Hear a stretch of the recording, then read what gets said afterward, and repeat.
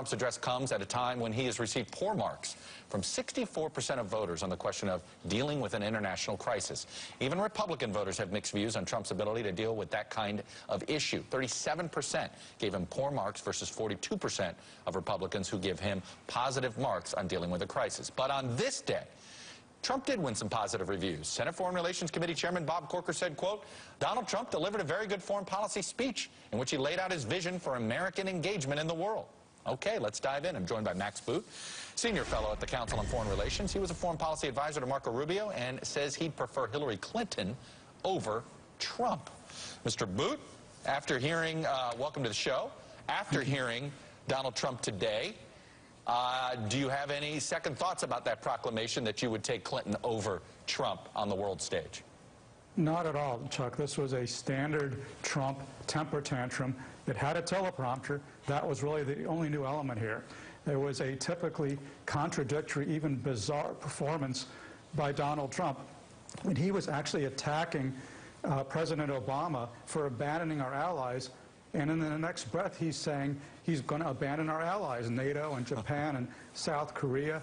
He's suggesting that President Obama is not engendering confidence on the world stage at the same time that he's saying he's going to be unpredictable and he's going to have this secret plan to deal with ISIS that nobody knows about. He's saying that he's going to work closely with the Muslim world at the same time that he's going to bar Muslims from coming to the United States. I mean, he was introduced by Zal Khalilzad, an eminent American diplomat who happens to be a Muslim, who would have never been allowed to come to this country if Trump were president. This is not a man who engenders any degree of confidence as a potential commander-in-chief. This is not somebody who should be handed the nuclear codes. And today's speech, I think, just reinforces how ill-prepared he is to deal with the responsibilities of the high office to which he now aspires. Are you concerned that some people just got snowed a little bit by Trump's tone and just said, well, he had a measured tone, so it must have been a better speech? You know, Trump has set expectations so low that if he can go a whole speech without talking about Lying Ted or Crooked Hillary or, you know, throwing out four-letter words or what have you, people think, oh my God, he's being so presidential. If this had been a speech given by any normal presidential candidate, it would have been dissected and laughed out of the room because it was so incoherent and so self-contradictory. Right. But people have such low expectations for Trump that he's now being applauded for being quasi-presidential, which he isn't in the least, and he doesn't know what he's talking about. I mean, I had to laugh when he couldn't even pronounce Tanzania correctly. He couldn't read it off the teleprompter.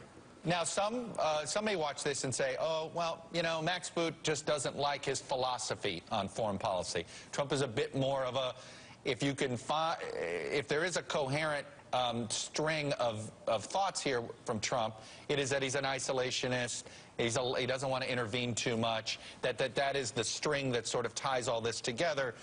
So some might say, well, you just don't agree with that philosophy.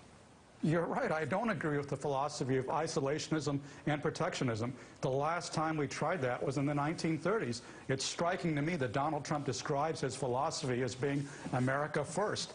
He doesn't seem to realize that was the name of the isolationist movement in the 1930s. That was sympathetic to Nazi Germany, led by Charles Lindbergh. We learned from that disaster. We took a new tack after World War II, and now he wants to head us back towards that failed policy of the 1930s. It would be a disaster for this world. I couldn't imagine Donald Trump as president actually implementing those policies.